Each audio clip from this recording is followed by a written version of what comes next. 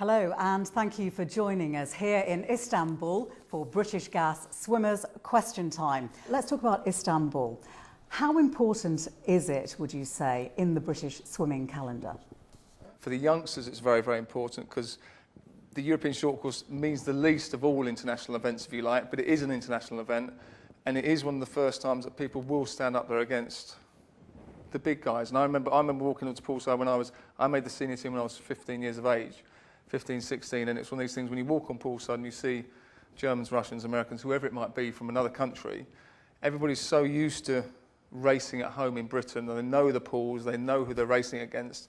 All of a sudden they stand up on the block here and go, oh my God, this guy's huge, he's massive, he's American, he's German, he's going to be brilliant, he's going to be amazing. So, and they're not, they're the same as you. So it's important experience. And it was quite a young choice of team. What's the thinking behind that? Well, basically, we wanted to give our second string of swimmers the opportunity to swim against the top, and that's what we've done. We've got Chris Gilchrist, he's come basically to get a time, and Hannah Miley's come to race, but those are the senior swimmers. Okay, if I can turn to Katie now, what would you say, I mean, just picking up on what Mark was saying about the short course championships and the difference in terms of experience that it offers your swimmers?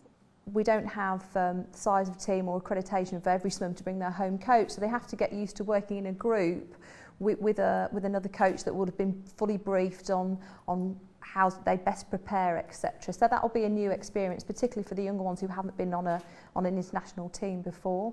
So looking at the British Gas team as a whole, Mark, how successful would you say the team's been over 2009? Really, really successful. I think the World Championships this summer was our best World Championships ever, and we seem to really we'd always have one or two or three people that sort of perform, if you like, and especially on the women's side now, we've got a couple of handfuls of really, really good girls that, I mean, it always takes one or two people to sort of set a benchmark, if you like. For argument's sake, Becky and Jo, all of a sudden they're the two people that the girls behind them are racing. They're trying to chase those girls, and all of a sudden if you beat one of those girls, you're one of the best in the world. So how are we going to encourage more youngsters to come through? But we have from a very young age got a huge pot of people to choose from, and I think it's 300, there might be even more, 300,000 registered swimmers with British swimming, but it's keeping them in the sport. It's like all the systems are in place now, from grassroots all the way up to elite level, and that's one of the things that British Gas is helping with and putting in place. And of course we've got the intensive training centres. How much of an impact will that make? I think it'll make a big impact because a lot of them are based also at universities. So, and the way that the degree systems are working, they're much more flexible, so you can spread your degree over a longer time, so you can continue with your education and train and be at the British Gas ITC at the same time. The great thing is that it's not just about training champions, it's about trying to encourage a nation to get in the pool.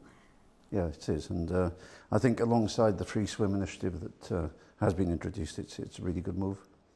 And my view is that we should have everybody at 11 being able to swim. We are an island, we're surrounded by water, and we should be pushing it as much as we can.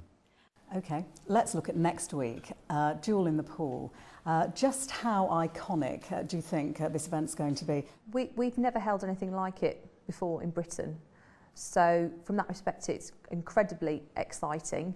The Americans are the best swimming nation in the world, so to have an opportunity to put a team up made of swimmers from Britain, Italy and Germany combined to race against the best in the world is fantastic.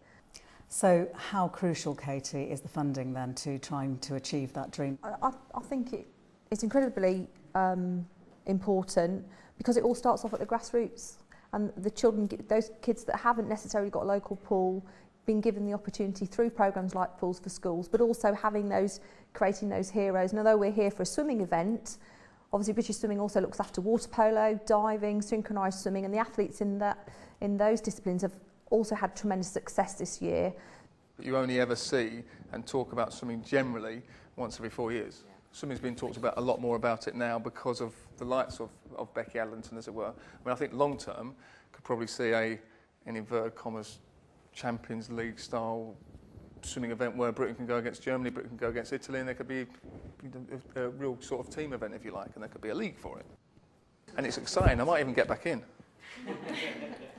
This has been an inspiring insight into British swimming, and thank you, of course, for joining us here in Istanbul. We hope to see you again perhaps next week, the 18th and 19th of December, for the British Gas Duel in the Pool. In the meantime, you want to watch this webcast again, then please log on to www.swimmersqt.com. That's swimmersqt.com. And in the meantime, thanks for your time. If you're near a pool, jump in.